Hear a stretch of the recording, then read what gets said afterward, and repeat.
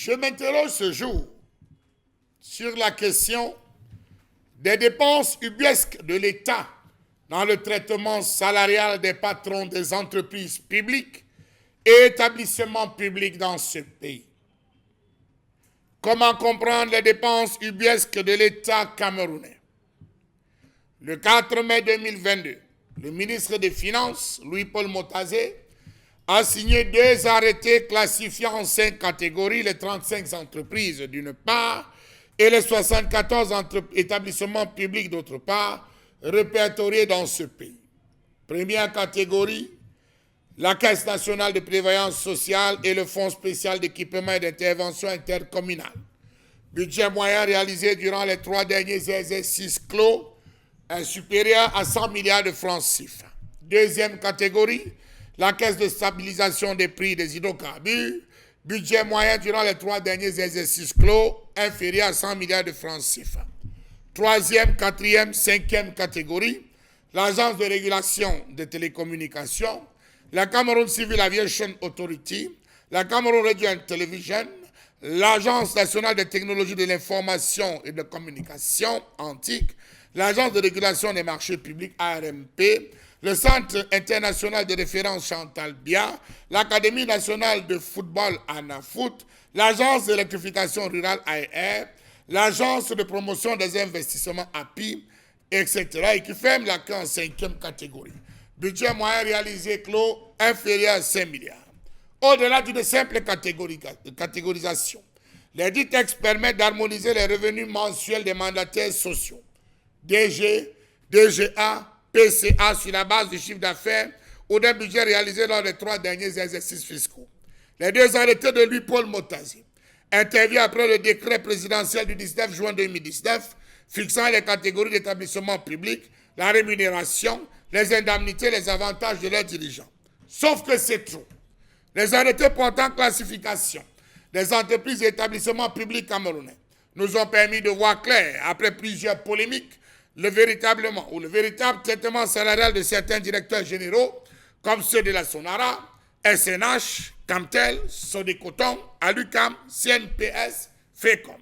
Leur salaire de base est fixé à 0,006% pour les entreprises publiques et à 0,003% pour les établissements publics, de la borne inférieure de leur chiffre d'affaires au budget moyen sur les 3 précédentes années.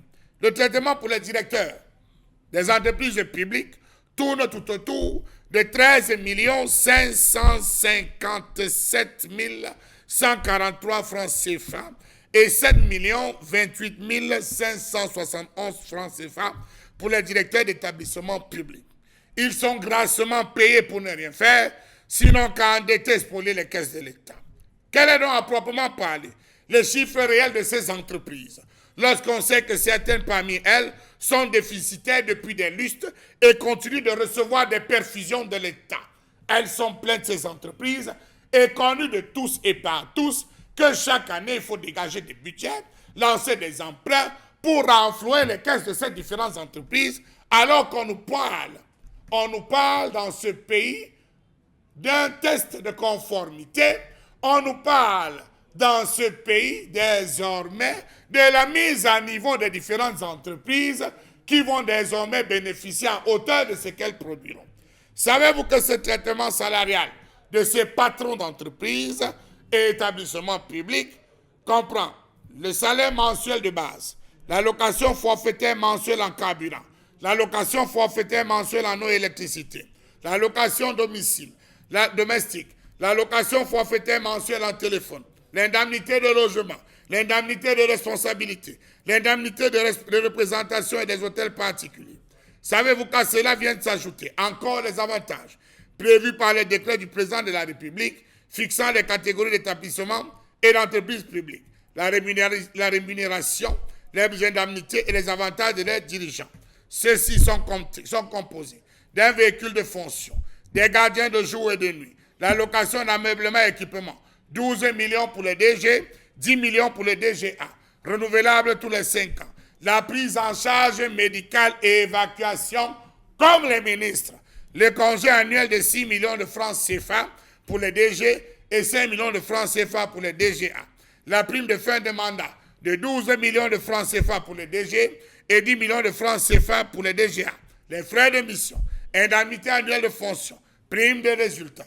Pourquoi continue-t-il à spolier les biens publics lorsqu'on parle de la réduction du train de vie de l'État? Trop d'argent circule, trop d'argent sont dépensés pour des entreprises qui ne rapportent rien. Trop chèrement payés. Il faudra désormais décréter les détournements de fonds publics comme des crimes envers la nation. Mais qui le fera? Suivez mon regard.